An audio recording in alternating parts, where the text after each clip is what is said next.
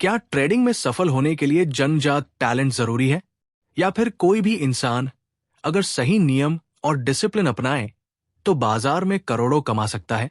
Welcome to readers mind. आज हम बात करेंगे एक ऐसी रियल एक्सपेरिमेंट की जिसने ट्रेडिंग की दुनिया में तहलका मचा दिया। कर्टिस एम फेथ की बेस्टसेलर किताब वे ऑफ द टर्टल में छुपा है वो रहस्य जो ये साबित करता है कि सिस्टम और माइंडसेट टैलेंट से कहीं ज्यादा ताकतवर होते हैं। तो चलिए जानते हैं कछुओं की इस अनोखी यात्रा के बारे में, जिन्होंने धैर्य, नियम और भरोसे के दम पर ट्रेडिंग में इतिहास रच दिया। ये पुस्तक way of the turtle Curtis M Faith द्वारा लिखी गई है, जो 2007 में प्रकाशित हुई थी। ये पुस्तक एक प्रसिद्ध व्यापारिक प्रयोग, जिसे टर्टल्स के नाम से जाना जाता है, पर आधारित है। लेखक कर्टिस एम फेथ स्वयं इस प्रयोग का हिस्सा थे और 19 साल की उम्र में रिचर्ड डेनिस नामक एक प्रसिद्ध कमोडिटी ट्रेडर के मार्गदर्शन में प्रशिक्षण प्राप्त किया था। यह पुस्तक टर्टल प्रयोग का पूरा विवरण प्रस्तुत करती है, जिसमें उन्हें क्या सिखाया गया और उन्होंने कैसे व्यापार किया, ये सब शामिल है। इसका मुख्य लक्ष्य ये समझाना है कि टर्टल्स ने कैसे पैसा कमाया, क्यों कुछ टर्टल्स दूसरों की तुलना में अधिक सफल रहे, टर्टल तरीका शेयरों और फॉरेक्स पर कैसे लागू होता है, और आप इसे अपने व्यापार और जीवन में कैसे लागू कर सकते हैं। चलिए अब अध्यायों को विस्तार से समझते हैं। अध्याय 1, जोखिम के दीवाने, रिस्क जंकीज। इस अध्याय में लेखक बताते हैं कि एक ट्रेडर और एक निवेशक के बीच क्या अंतर है। निवेशक लंबे समय के लिए चीजें खरीदते हैं, जैसे कि वॉरेन बफेट कंपनियां खरीदते हैं। ट्रेडर्स भौतिक चीजें नहीं खरीदते, वे स्टॉक, फ्यूचर्स कॉन्ट्रैक्ट और विकल्प खरीदते हैं, और उन्हें प्रबंधन टीम या बाजार के पूर्वानुमान की बहुत परवाह नहीं होती। ट्रेडर्स मुख्य रूप से जोखिम खरीदते और बेचते हैं। ये अध्याय वित्तीय बाजारों में 2 मुख्य प्रकार के जोखिमों की पहचान करता है।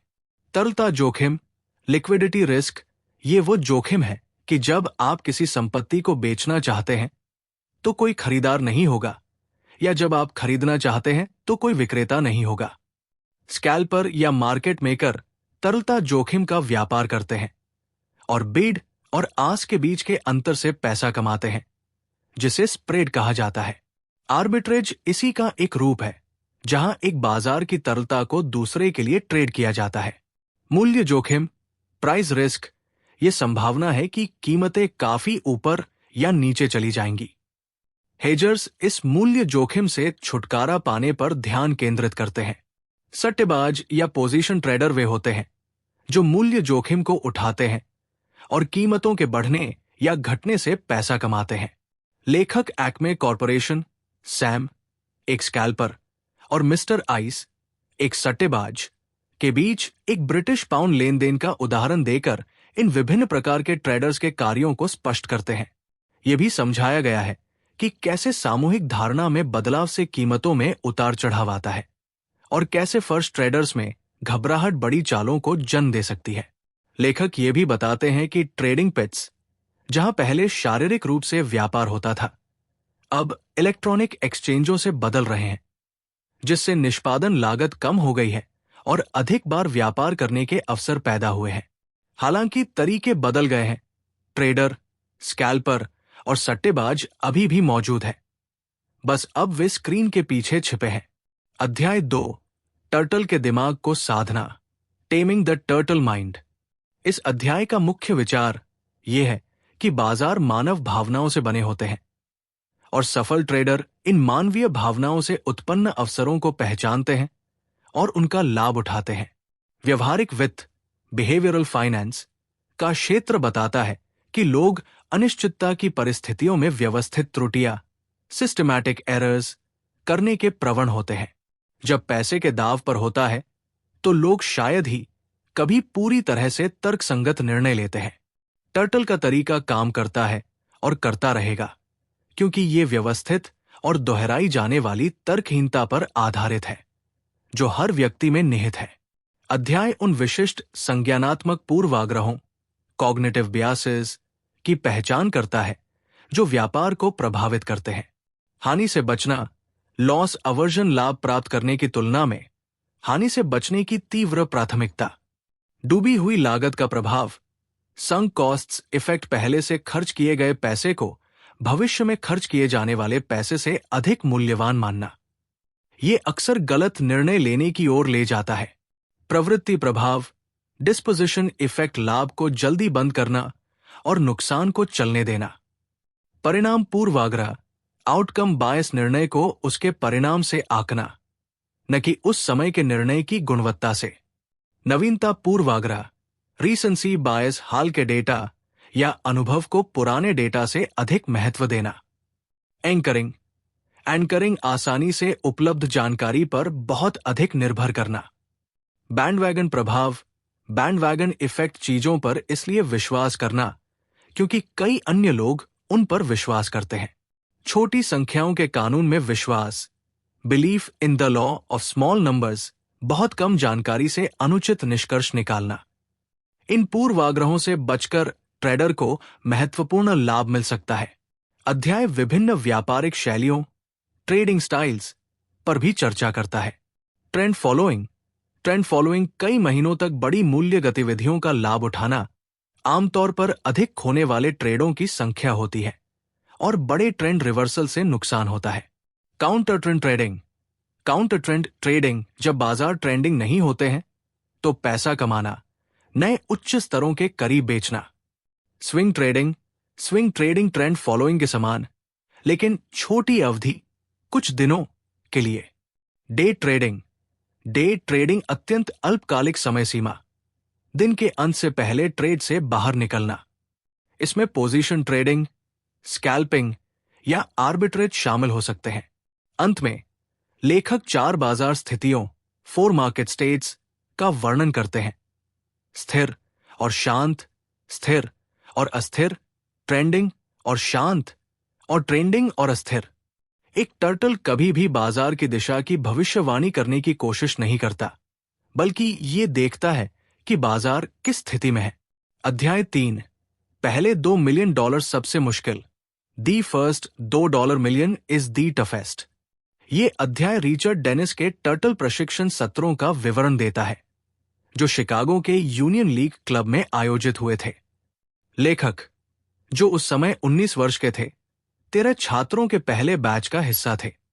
लेखक के अनुसार रिच और बिल ने बाजार को वैज्ञानिक और तर्कसंगत तरीके से देखा। उन्होंने जुए और संभाव्यता सिद्धांत, गेमिंग एंड प्रोबेबिलिटी थ्योरी की नींव सिखाई, जिसमें पैसे के प्रबंधन, मनी मैनेजमेंट, बर्बादी के जोखिम, रिस्क ऑफ रूइन और अपेक्षा, एक्सपेक्टेशन जैसी अवधारणाएं शामिल थी। बर्बादी के जोखिम, रिस्क ऑफ रूइन पर जोर दिया गया, जो ये संभावना है कि आप नुकसान की एक श्रृंखला के कारण अपना सारा पैसा खो देंगे। ये बताया गया कि जोखिम की राशि बढ़ने पर बर्बादी का जोखिम अत्यधिक बढ़ जाता है। टर्टल्स ने पैसे के प्रबंधन के लिए 2 दृष्टिकोणों का उपयोग किया। छोटे टुकड़ों में स्थिति लेना, जिन्हें इकाइयां, यूनिट्स कहा जाता था। प्रत्येक बाजार के लिए स्थिति के आकार को निर्धारित करने के लिए एक अभिनव विधि जो बाजार की दैनिक गतिविधि पर आधारित थी। उन्होंने इस अस्थिरता माप को एन कहा, जिसे अब आमतौर पर औसत वास्तविक सीमा, एवरेज ट्रू रेंज ATR के रूप में जाना जाता है।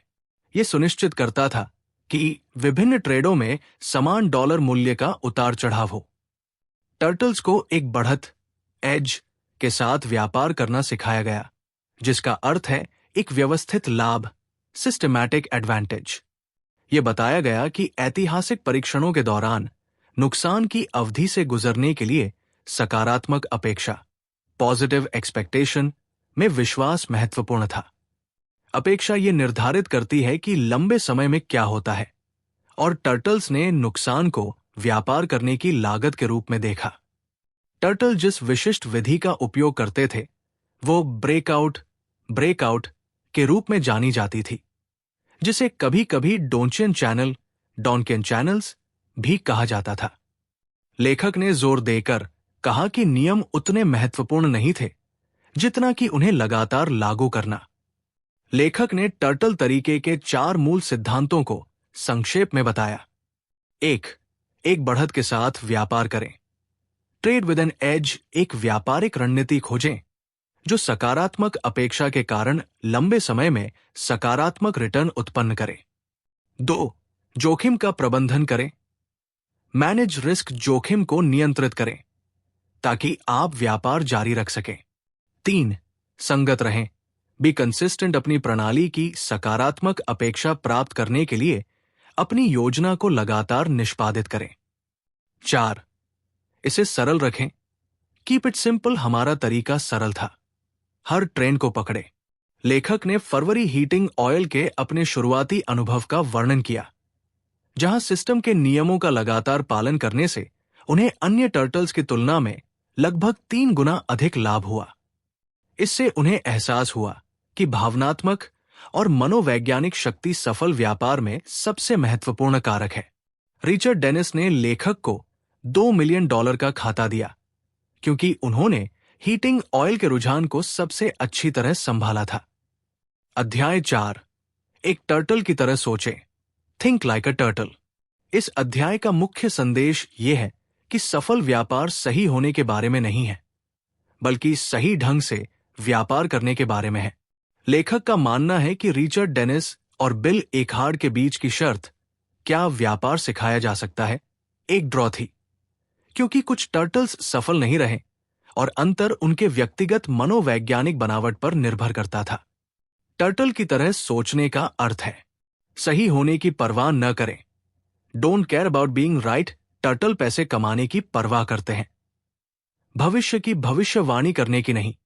वे जानते हैं कि उन्हें ज्यादातर समय गलत होना होगा, लेकिन उनके लाभ उनके नुकसान से कहीं अधिक बड़े होंगे। परिणाम पूर्वाग्रह से बचें। अवॉइड आउटकम बायस। किसी एक व्यापार के परिणाम को अपनी बुद्धिमत्ता का सूचक न माने।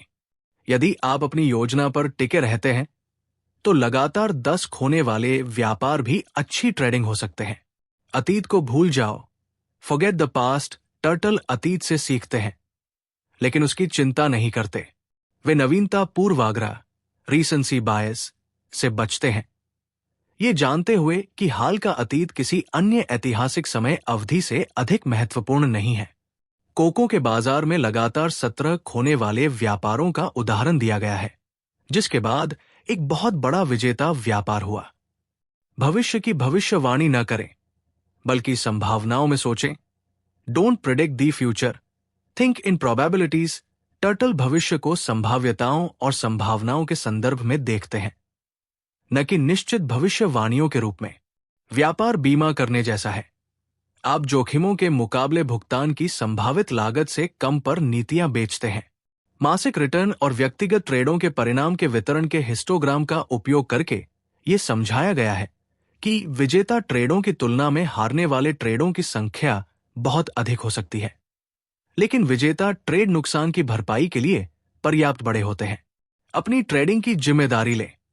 Take responsibility for your own trades. दूसरों को या बाजार को दोष न दें। लेखक अपने प्रतिस्पर्धी पिंग पोंग विरोधी का उदाहरण देते हैं, जिसने हारने के लिए खुद को दोष देने के बजाय लेखक के पास गुप्त नियम होने का आरोप लगाया। आत्मविश्वास और विनम्रता महत्वपूर्ण है। विनम्रता आपको भविष्य को अज्ञात के रूप में स्वीकार करने और भविष्यवाणी करने की कोशिश न करने की अनुमति देती है। अध्याय 5, एक बढ़त के साथ व्यापार करना। Trading with an edge. ये अध्याय ट्रेडिंग में एक बढ़त, एज, के महत्व पर केंद्रित है, जिसे जुए के सिद्धांत से लिया गया एक शब्द कहा गया है। एक बढ़त एक सांख्यिकीय लाभ, स्टैटिस्टिकल एडवांटेज, को संदर्भित करती है जो बाजार व्यवहार पर आधारित होती है, जिसके भविष्य में दोहराए जाने की संभावना होती है। सबसे अच्छी बढ़त संज्ञानात्मक पूर्वाग्रहों के कारण होने वाले बाजार व्यवहार से आती है। एक प्रणाली की बढ़त 3 घटकों से बनी होती है। पोर्टफोलियो चयन, पोर्टफोलियो सिलेक्शन, कौन से बाजार व्यापार के लिए वैध है, ये चुनने वाले एल्गोरिदम। प्रवेश संकेत, एंट्री सिग्नल्स, व्यापार में प्रवेश करने के लिए कब खरीदना या बेचना है, ये निर्धारित करने वाले एल्गोरिदम। निकास संकेत, एग्जिट सिग्नल्स व्यापार से बाहर निकलने के लिए कब खरीदना या बेचना है, ये निर्धारित करने वाले एल्गोरिदम। लेखक एज रेशियो, ई रेशियो नामक एक माप प्रस्तुत करते हैं जो एक प्रवेश संकेत की बढ़त को सीधे मापने के लिए उपयोग किया जाता है। ये अधिकतम प्रतिकूल भ्रमण, मैक्सिमम एडवर्स एक्सकर्शन में खराब दिशा में अधिकतम चाल और अधिकतम अनुकूल भ्रमण, मैक्सिमम फेवरेबल एक्सकर्शन एमएफई, अच्छी दिशा में अधिकतम चाल को औसत वास्तविक सीमा एटीआर द्वारा सामान्यीकृत करके गणना करता है। 1.0 से अधिक का रेशियो एक सकारात्मक बढ़त को इंगित करता है। लेखक डोंचियन ट्रेंड सिस्टम के प्रमुख घटकों का उपयोग करके रेशियो का परीक्षण करते हैं। डोंचियन चैनल ब्रेकआउट, पिछले 20 दिनों के उच्चतम या निम्नतम से अधिक होना, और एक ट्रेंड पोर्टफोलियो फिल्टर, केवल प्रमुख ट्रेंड की दिशा में ट्रेड शुरू करना। परीक्षण से पता चलता है कि 20 दिवसीय ब्रेकआउट के लिए रेशियो अल्पावधि में 1.0 से नीचे शुरू होता है, लेकिन लंबी अवधि 70 दिन में ये 1.20 तक बढ़ जाता है। ट्रेंड पोर्टफोलियो फिल्टर जोड़ने से इस 70 रेशियो 1.27 हो जाता है, जिससे प्रणाली की बढ़त काफी बढ़ जाती है। निकास संकेतों की बढ़त को मापना अधिक कठिन होता है क्योंकि वे प्रवेश और निकास दोनों की शर्तों पर निर्भर करते हैं और उन्हें पूरे सिस्टम के प्रदर्शन पर उनके प्रभाव से आंका जाना चाहिए। अध्याय 6, किनारे से गिरना, फॉलिंग ऑफ द एज। ये अध्याय बताता है कि व्यापारिक बढ़त, ट्रेडिंग एजेस, संज्ञानात्मक पूर्वाग्रहों, कॉग्निटिव बियासेस के परिणाम स्वरूप बाजार की धारणाओं और वास्तविकताओं में अंतर के कारण मौजूद होती है। इसका मुख्य फोकस समर्थन और प्रतिरोध, सपोर्ट एंड रेजिस्टेंस की अवधारणा पर है, जो मूल्य चार्ट पर पिछले मूल्य स्तरों से अधिक न होने की प्रवृत्ति है। समर्थन और प्रतिरोध 3 संज्ञानात्मक पूर्वाग्रहों के कारण होता है। एंकरिंग हाल के उच्च या निम्न स्तर एक नए एंकर बन जाते हैं, जिनके खिलाफ बाद के प्रत्येक मूल्य को मापा और तुलना किया जाता है। नवीनता पूर्वाग्रह, रीसेंसी बायस, हाल के डेटा को अधिक महत्व दिया जाता है। प्रवृत्ति प्रभाव, डिस्पोजिशन इफेक्ट, व्यापारी लाभ को बंद करना चाहते हैं और जीतने वाले ट्रेडों को बड़ा नहीं होने देना चाहते हैं। इन पूर्वाग्रहों के कारण जब कीमत पिछले निम्न स्तरों के करीब आती है तो अधिक खरीदार बाजार में आते हैं, समर्थन बनाते हैं, और जब ये पिछले उच्च स्तरों के करीब आती है तो अधिक विक्रेता बाजार में आते हैं, प्रतिरोध बनाते हैं। समर्थन और प्रतिरोध में विश्वास इसे एक स्वपूर्ति वाली भविष्यवाणी बनाता है। काउंटर ट्रेंड रणनीतियों के लिए समर्थन और प्रतिरोध बढ़त का प्रत्यक्ष स्रोत है। हालांकि ट्रेंड फॉलोइंग सिस्टम के लिए समर्थन और प्रतिरोध का टूटना, ब्रेकडाउन, मायने रखता है। जब समर्थन या प्रतिरोध टूटता है तो कीमतें उस दिशा में काफी दूर तक चलती हैं, क्योंकि मानवीय धारणा में एक अंतर होता है जहां लोग बहुत लंबे समय तक पुरानी मान्यताओं पर टिके रहते हैं। लेखक जोर देते हैं कि समर्थन और प्रतिरोध के किनारों के पास की कीमतें मूल्य अस्थिरता, प्राइस इंस्टेबिलिटी के बिंदु हैं। इन बिंदुओं पर कीमत के वही रहने की संभावना कम होती है और ये ऊपर या नीचे जाएगी। इन बिंदुओं पर गलत होने की लागत कम होती है, जिससे वे अच्छे व्यापारिक अवसर बनते हैं। अध्याय 7, किस माप से, बाय व्हाट मेजर। ये अध्याय ट्रेडिंग सिस्टम या फंड सलाहकार का मूल्यांकन करने के लिए जोखिम इनाम अनुपात, रिस्क रिवॉर्ड रेशियो के सर्वश्रेष्ठ उपायों पर चर्चा करता है। रिच और बिल अपनी स्थिति के आकार को लेकर बहुत चिंतित थे, क्योंकि वे अपने पूरे निवल मूल्य को खोने के जोखिम को जानते थे, जैसा कि 1987 के स्टॉक मार्केट क्रैश में हुआ था। लेखक 4 प्राथमिक जोखिमों की पहचान करते हैं जिनकी ट्रेडर चिंता करते हैं। ड्रॉडाउन्स नुकसान की श्रृंखला जो व्यापारिक खातों में पूंजी को कम करती है। ये अक्सर सबसे अधिक ट्रेडर्स को व्यापार बंद करने और नेट लॉसेस के रूप में समाप्त होने का कारण बनता है। कम रिटर्न, लो रिटर्न्स, छोटे लाभ की अवधि जिसमें कोई भी जीवन यापन करने के लिए पर्याप्त पैसा नहीं कमा पाता। मूल्य झटके, प्राइस शॉक्स, कीमतों में अचानक या बहुत तेज गति, जो प्राकृतिक आपदाओं, अप्रत्याशित राजनीतिक घटनाओं या आर्थिक आपदाओं के कारण होती है। लेखक 1987 के स्टॉक मार्केट क्रैश का एक व्यक्तिगत अनुभव साझा करते हैं, जहां एक ही दिन में उनके $20 मिलियन के खाते का लगभग $11 मिलियन नुकसान हो गया था। सिस्टम की मौत, सिस्टम डेथ, ये जोखिम की एक लाभदायक प्रणाली बाजार की गतिशीलता में बदलाव के कारण काम करना बंद कर दे और पैसा खोना शुरू कर दे। अध्याय तब जोखिम, रिस्क और इनाम, रिवॉर्ड को मापने के लिए सामान्य मैट्रिक्स पर चर्चा करता है। जोखिम के उपाय। अधिकतम ड्रॉडाउन, मैक्सिमम ड्रॉडाउन एक परीक्षण के दौरान पीक से इक्विटी लो तक उच्चतम प्रतिशत हानि। सबसे लंबा ड्रॉडाउन, लॉन्गेस्ट ड्रॉडाउन इक्विटी में पीक से एक नए पीक तक की सबसे लंबी अवधि। रिटर्न का मानक विचलन, standard deviation of returns, return के फैलाव का एक माप। वर्ग, R² केगर परसेंट का माप, चिकनाई का एक माप। इनाम के उपाय। चक्रवृद्धि वार्षिक वृद्धि दर, केगर परसेंट चक्रवृद्धि ब्याज के साथ वार्षिक वृद्धि दर। औसत एकवर्षीय trailing return, average 1 year trailing return, एक रोलिंग एकवर्षीय अवधि के लिए औसत रिटर्न। औसत मासिक रिटर्न, एवरेज मंथली रिटर्न परीक्षण की अवधि में प्रत्येक एकल महीने के रिटर्न का औसत। अंत में अध्याय शार्प अनुपात, शार्प रेशियो और एमएआर अनुपात, एमएआर रेशियो जैसे एकीकृत जोखिम इनाम उपायों पर चर्चा करता है। लेखक बताते हैं कि शार्प अनुपात पारंपरिक स्टॉक पोर्टफोलियो के लिए अच्छा है, लेकिन वायदा और कमोडिटी हेज फंड के लिए पर्याप्त नहीं है, क्योंकि ये चिकनाई को जोखिम के बराबर मानता है, जबकि वास्तविक जोखिम चिकनी रिटर्न में छिपा हो सकता है, जैसे LTCM और एमरैंथ के उदाहरणों में।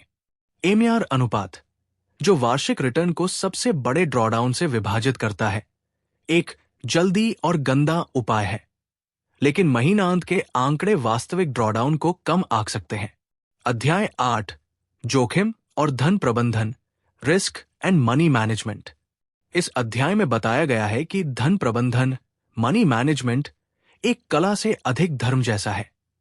इसके कोई सही उत्तर नहीं है, केवल व्यक्तिगत उत्तर है जो प्रत्येक व्यक्ति के लिए काम करते हैं। इसका मूल यह है कि अत्यधिक जोखिम उठाने और सब कुछ खो देने, या बहुत कम जोखिम उठाने और बहुत अधिक पैसा मेज पर छोड़ देने के बीच एक संतुलन खोजना है। लेखक जोर देते हैं कि धीमी और स्थिर वापसी 20 से 30% प्रतिवर्ष लंबे समय में बहुत पैसा कमा सकती है, खासकर कंपाउंडिंग की शक्ति के कारण। बहुत आक्रामक रिटर्न के लिए जाने से खाता उड़ाने की संभावना बहुत बढ़ जाती है। अध्याय में जोखिम का स्तर, लेवल ऑफ रिस्क बढ़ाने के साथ ड्रॉडाउन में नाटकीय वृद्धि को दर्शाता है। यह सुझाव दिया गया है कि शुरुआती ट्रेडरों को ऐतिहासिक सिमुलेशन में उनके सहन करने की क्षमता के अधिकतम आधे स्तर पर ही व्यापार करना चाहिए, जिससे एक बफर प्रदान हो। लेखक चेतावनी देते हैं कि अत्यधिक जोखिम नए ट्रेडरों की विफलता का सबसे आम कारण है। उन्होंने ये भी कहा कि अवास्तविक अपेक्षाएं, अनरियलिस्टिक एक्सपेक्टेशंस, नए ट्रेडरों को बहुत अधिक जोखिम उठाने के लिए प्रेरित करती है।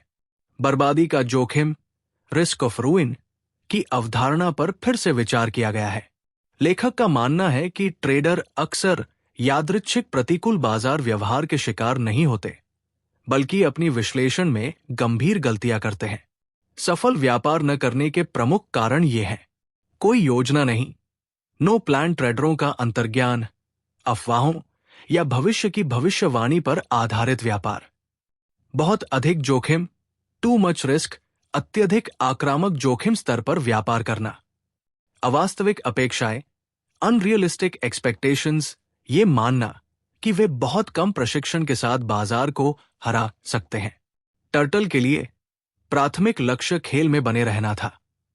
समय आपके पक्ष में है और एक सकारात्मक अपेक्षा वाली प्रणाली आपको अंततः अमीर बना देगी, लेकिन केवल तभी जब आप व्यापार जारी रख सकें। लेखक बताते हैं कि टर्टल के पैसे के प्रबंधन का अर्थ है हर व्यापार को समान उम्मीद और प्रतिबद्धता के साथ देखना, प्रत्येक बाजार में समान पूंजी का जोखिम उठाना। ये अस्थिरता के लिए समायोजन, एडजस्टिंग फॉर वॉलेटिलिटी करके किया गया था, जिसे an factor average true range ATR के रूप में जाना जाता है। यह सुनिश्चित करता था कि विभिन्न बाजारों में विभिन्न ट्रेडों के लिए दैनिक उतार चढ़ाव डॉलर के संदर्भ में समान हो। रिच और बिल ने ट्रेडरों पर समग्र जोखिम सीमा ओवरऑल रिस्क लिमिट्स भी लगाई थी। इन सीमाओं में शामिल था एकल बाजार सिंगल मार्केट प्रति बाजार अधिकतम 4 इकाइयां, घनिष्ठ सहसंबद्ध बाजार क्लोजली कॉरिलेटेड मार्केट्स एक दिशा में अधिकतम 6 इकाइयां जैसे हीटिंग ऑयल और क्रूड ऑयल, ढीले सहसंबद्ध बाजार लूसली कॉरिलेटेड मार्केट्स एक दिशा में अधिकतम 10 इकाइयां जैसे सोना और तांबा, एकल दिशा सिंगल डायरेक्शन किसी भी दिशा लंबी या छोटी में कुल 12 इकाइयां। इन सीमाओं ने 1987 के स्टॉक मार्केट क्रैश जैसी मूल्य झटकों के दौरान भारी नुकसान को रोकने में मदद की। ये सीमाएं प्रणाली का एक अभिन्न अंग थी और पिछड़ने वाले बाजारों में ट्रेडों को फिल्टर करने में मदद करती थी। अध्याय 9 टर्टल शैली के निर्माण खंड टर्टल स्टाइल बिल्डिंग ब्लॉक्स। ये अध्याय ट्रेंड फ्लोइंग सिस्टम के लिए बुनियादी उपकरणों बिल्डिंग ब्लॉक्स का परिचय देता है जो बाजार की स्थिति को इंगित करते हैं।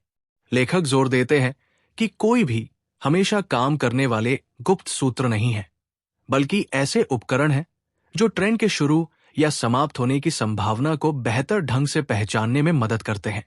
यहां चर्चा किए गए निर्माण खंड बिल्डिंग ब्लॉक्स हैं। ब्रेकआउट्स ये तब होते हैं जब कीमत विशिष्ट दिनों की उच्चतम ऊंचाई या निम्नतम निम्न से अधिक हो जाती है। ये मूल टर्टल सिस्टम में प्राथमिक उपकरण था। मूविंग एवरेजेस ये विशिष्ट दिनों के लिए मूल्य के लगातार गणना किए गए औसत होते हैं। सरल moving average, simple moving average और exponential moving average. Exponential moving average 2 सामान्य प्रकार हैं। ट्रेड अक्सर तब शुरू होते हैं जब एक छोटी अवधि का मूविंग एवरेज एक लंबी अवधि के मूविंग एवरेज को पार करता है। अस्थिरता चैनल, वॉलेटिलिटी चैनल्स ये एक मूविंग एवरेज में एक विशिष्ट मूल्य राशि जैसे मानक विचलन या ATR पर आधारित जोड़कर बनाए जाते हैं। यदि कीमत चैनल के ऊपर या नीचे चली जाती है तो ये एक ट्रेंड की शुरुआत का संकेत देती है। समय आधारित निकास, टाइम बेस्ड एग्जिट्स ये सरल निकास होते हैं जहां आप एक पूर्व निर्धारित समय पर बाजार से बाहर निकल जाते हैं, जैसे 10 या 80 दिनों के बाद। ये ड्रॉडाउन को कम करने में मदद कर सकते हैं। सरल लुकबैक, सिंपल लुकबैक्स इसमें वर्तमान मूल्य की तुलना कुछ पुरानी अवधि के ऐतिहासिक मूल्य से करना शामिल है, जिसे अस्थिरता आधारित माप जैसे ATR का उपयोग करके समायोजित किया जाता है। लेखक की सलाह है कि जटिल परमाणु शक्ति वाले संकेतक खोजने में समय बर्बाद करने के बजाय सरल प्रणालियों का उपयोग करें जो बुनियादी निर्माण खंडों का उपयोग करती है। कोई भी ट्रेंड फॉलोइंग निर्माण खंड को समायोजित किया जा सकता है ताकि वे अन्य निर्माण खंडों के समान प्रदर्शन करें। अध्याय 10 टर्टल शैली व्यापार चरण दर चरण turtle style trading step by step. ये अध्याय 6 टर्टल शैली ट्रेंड फ्लोइंग सिस्टम की ऐतिहासिक सिमुलेशन परिणामों की तुलना प्रस्तुत करता है। ATR channel breakout, ATR channel breakout, Bollinger breakout, Bollinger breakout, Donchian trend, Donchian trend, समय निकास के साथ Donchian trend, Donchian trend with time exit, दोहरी moving average, dual moving average, triple moving average, triple moving average. लेखक ऐतिहासिक परीक्षण, historical testing या backtesting के महत्व पर जोर देते हैं, ये तर्क देते हुए कि ये भविष्य के लिए सबसे अच्छा उपकरण है, भले ही अतीत खुद को दोहराता न हो। कंप्यूटर सिमुलेशन ट्रेडरों को व्यापार शुरू करने से पहले एक रणनीति का अधिक कठोर विश्लेषण करने में सक्षम बनाता है। परीक्षण के लिए एक सामान्य पोर्टफोलियो, 28 उच्च मात्रा वाले अमेरिकी वायदा बाजार और एक सामान्य धन प्रबंधन एल्गोरिथम, टर्टल के समान लेकिन आधी आक्रामकता पर 0.5% इक्विटी को एक ATR के बराबर करना का उपयोग किया गया था। परीक्षण डेटा जनवरी 1996 से जून 2006 तक था। प्रणाली के परिणामों में कुछ आश्चर्यजनक बातें सामने आई।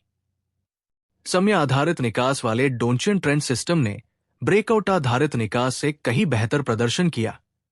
यह दर्शाता है कि एक बढ़त वाला प्रवेश प्रणाली की पूरी लाभप्रदता के लिए जिम्मेदार हो सकता है।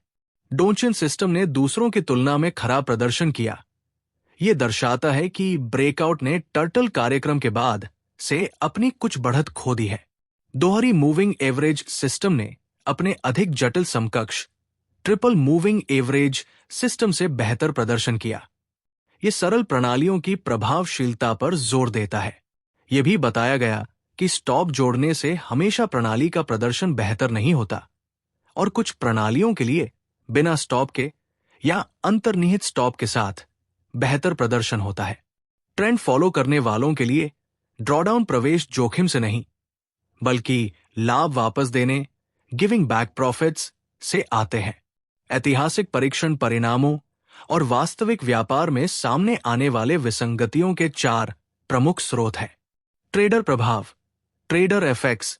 जब कोई विशेष तरीका हाल के अतीत में बहुत पैसा कमा चुका होता है, तो अन्य ट्रेडरों के भी समान विचारों का उपयोग करने की संभावना बढ़ जाती है, जिससे वो तरीका उतना अच्छा काम नहीं करता जितना पहले करता था। ये आर्बिट्रेज जैसे छोटे बढ़त वाले व्यापारों में विशेष रूप से प्रचलित है। लेखक बताते हैं कि कैसे फ्लो ट्रेडर अक्सर टर्टल्स के बड़े ऑर्डर की उम्मीद में बाजार को आगे बढ़ा देते थे, जिससे उनकी बढ़त कम हो जाती थी।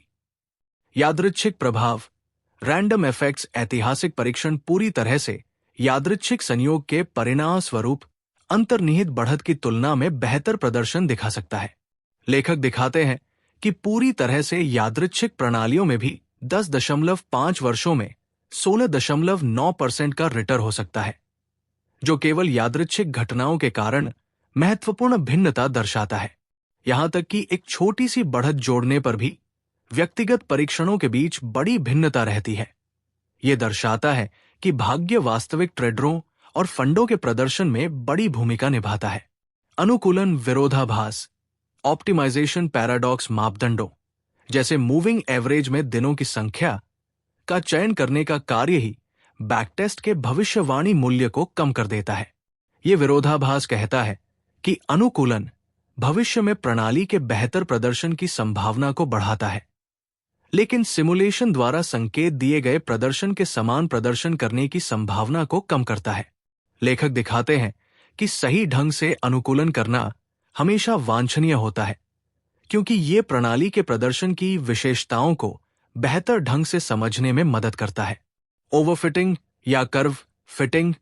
ओवरफिटिंग और कर्व फिटिंग प्रणाली इतनी जटिल हो सकती है कि उसका कोई भविष्यवाणी मूल्य न हो। ओवरफिटिंग तब होती है जब सिस्टम बहुत जटिल हो जाते हैं। अक्सर कुछ महत्वपूर्ण ट्रेडों को प्रभावित करने वाले नियमों को जोड़कर ऐतिहासिक प्रदर्शन को बेहतर बनाने के लिए। यह विशेष रूप से तब होता है जब नियमों को इक्विटी वक्र में महत्वपूर्ण अवधियों के दौरान विशेष व्यवहार से लाभ उठाने के लिए डिजाइन किया जाता है, जिससे क्लिफ का निर्माण होता है। मापदंडों में एक छोटे से बदलाव के लिए परिणामों में बड़े बदलाव। अध्याय निष्कर्ष निकालता है कि इन समस्याओं को समझना वास्तविक व्यापार में प्राप्त होने वाले परिणामों को बेहतर ढंग से समझने के लिए महत्वपूर्ण है। अध्याय 12, ठोस जमीन पर, ऑन सॉलिड ग्राउंड। ये अध्याय उचित बैकटेस्टिंग, प्रॉपर बैकटेस्टिंग के सामान्य सिद्धांतों पर चर्चा करता है, ताकि ऐतिहासिक सिमुलेशन से सटीक परिणाम प्राप्त किए जा सके। लेखक जोर देते हैं कि आप भविष्य में क्या हासिल कर सकते हैं, इसका एक मोटा अंदाजा ही लगा सकते हैं, लेकिन ये अनुमान भी एक अच्छे ट्रेडर के लिए बहुत पैसा कमाने के लिए पर्याप्त बढ़त प्रदान कर सकता है। उचित परीक्षण में सांख्यिकीय अवधारणाओं, स्टैटिस्टिकल कॉन्सेप्ट्स को ध्यान में रखा जाता है। नमूने का आकार, साइज ऑफ द सैंपल। बड़ा नमूना हमेशा बेहतर होता है। 20 से कम का नमूना एक बड़ी त्रुटि पैदा करेगा, जबकि सैकड़ों का नमूना पर्याप्त हो सकता है। नमूने का प्रतिनिधि होना, रिप्रेजेंटेटिवनेस ऑफ द सैंपल, परीक्षणों को इस तरह से किया जाना चाहिए जो भविष्य की संभावनाओं के लिए ट्रेडों के प्रतिनिधि होने की संभावना को अधिकतम करे। इसमें अधिक बाजार और परीक्षण की लंबी अवधि 10 साल से अधिक शामिल होना चाहिए ताकि विभिन्न बाजार स्थितियों को कवर किया जा सके। लेखक बताते हैं कि मौजूदा प्रदर्शन उपाय जैसे केगर परसेंट, एमआर अनुपात और शार्प अनुपात स्थिर नहीं है, रोबस्ट नहीं है, क्योंकि वे परीक्षण के शुरुआती और अंतिम तिथियों में छोटे बदलावों के प्रति बहुत संवेदनशील होते हैं। उन्होंने अधिक मजबूत, रोबस्ट उपाय प्रस्तावित किए हैं। रिग्रेस्ड एनुअल रिटर्न रार परसेंट ये केगर परसेंट का एक बेहतर माप है जो सभी बिंदुओं के रैखिक प्रतिगमन का उपयोग करता है। ये परीक्षण के अंत में डेटा में परिवर्तन के प्रति कम संवेदनशील होता है। क्यूबेड आर क्यूब्ड ये एक मजबूत जोखिम इनाम अनुपात, robust risk reward ratio RRRR है। ये रार परसेंट को लंबाई समायोजित औसत अधिकतम drawdown, length adjusted average maximum drawdown से विभाजित करके गणना की जाती है, जो सबसे बड़े 5 ड्रॉडाउन और उनकी लंबाई को ध्यान में रखता है। ये एमआर अनुपात की तुलना में अधिक मजबूत है और एकल ड्रॉडाउन के प्रभाव को कम करता है। मजबूत शार्प अनुपात, रोबस्ट शार्प रेशियो, ये रार परसेंट को मासिक रिटर्न के वार्षिक मानक विचलन से विभाजित करके गणना की जाती है। मजबूत उपाय ओवरफिटिंग से बचने में भी मदद करते हैं, क्योंकि वे घटनाओं की एक छोटी संख्या के कारण बड़े बदलाव दिखाने की संभावना कम रखते हैं। अध्याय उन कारकों पर भी चर्चा करता है जो भविष्य में प्रणाली के प्रदर्शन की भविष्यवाणी करने में बैकटेस्ट की विश्वसनीयता को प्रभावित करते हैं। भाग्यशाली प्रणालियां, लकी सिस्टम्स। यदि किसी प्रणाली ने हाल के अतीत में असाधारण रूप से अच्छा प्रदर्शन किया है, तो ये भाग्य या आदर्श बाजार स्थितियों का परिणाम हो सकता है। पैरामीटर स्क्रैम्बलिंग किसी प्रणाली के कुछ मापदंडों को महत्वपूर्ण रूप से बदलकर परीक्षण करना, ये देखने के लिए कि परिणाम कैसे बदलते हैं, वास्तविक व्यापार में अपेक्षित परिवर्तनशीलता को समझने में मदद करता है। रोलिंग ऑप्टिमाइजेशन विंडोज ये एक विशिष्ट अवधि के लिए डेटा पर अनुकूलन करके और फिर बाद की अवधि में उन मापदंडों के प्रदर्शन का मूल्यांकन करके परीक्षण से वास्तविक व्यापार में संक्रमण का अनुकरण करता है। मोंटे कार्लो सिमुलेशन ये प्रणाली की मजबूती को निर्धारित करने और ये समझने के लिए यादृच्छिक संख्याओं का उपयोग करता है कि भविष्य क्या ला सकता है। इक्विटी वक्र स्क्रैम्बलिंग अधिक यथार्थवादी वैकल्पिक इक्विटी वक्र उत्पन्न करता है, क्योंकि ये ड्रॉडाउन की संभावना को कम नहीं करता है। निष्कर्ष ये है कि एक बैकटेस्ट भविष्य की अपेक्षाओं का सबसे अच्छा एक मोटा अनुमान है। अध्याय 13 बुलेट प्रूफ सिस्टम्स। ये अध्याय बताता है कि एक बुलेट प्रूफ ट्रेडिंग प्रोग्राम कैसे बनाया जाए जो भविष्य में बाजार की स्थितियों की परवाह किए बिना अच्छा प्रदर्शन करे।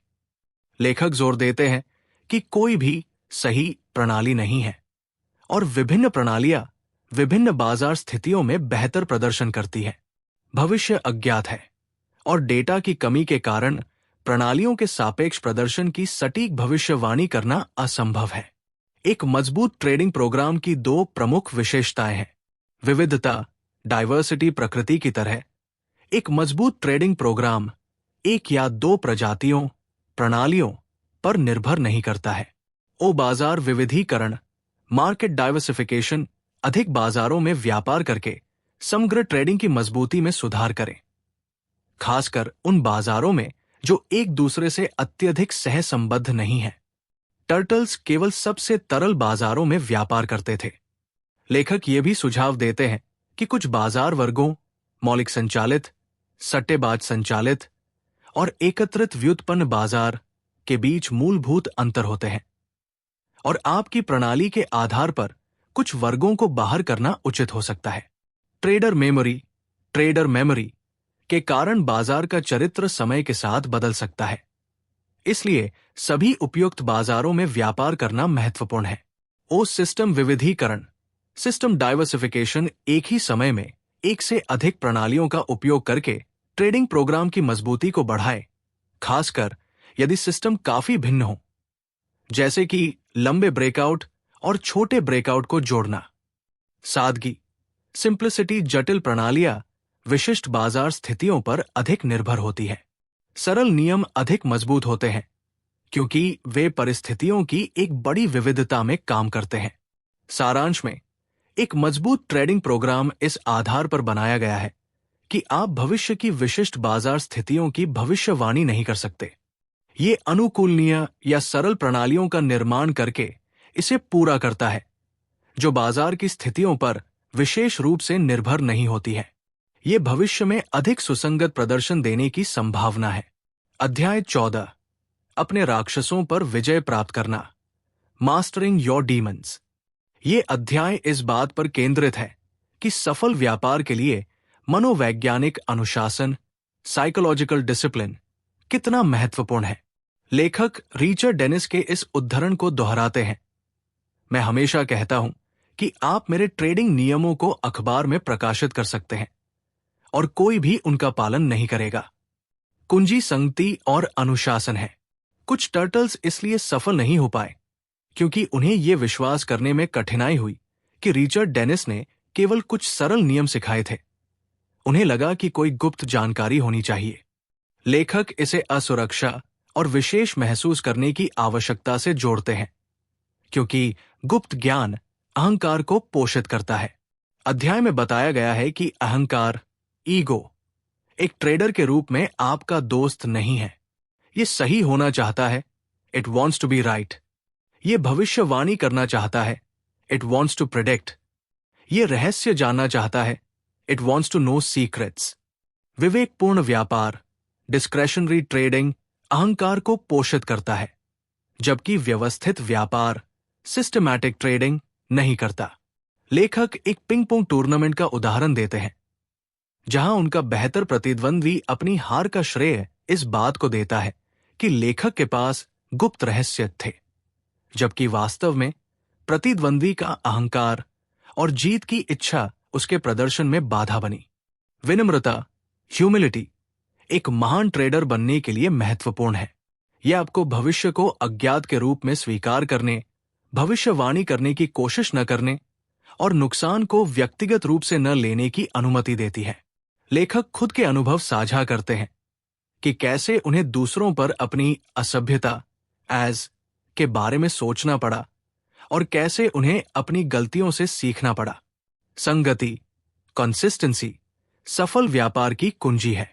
रिचर्ड से सीखने वाले टर्टल्स को उनके नियमों में विश्वास था, जिससे उन्हें लगातार और दृढ़ता से उनका पालन करना आसान हो गया।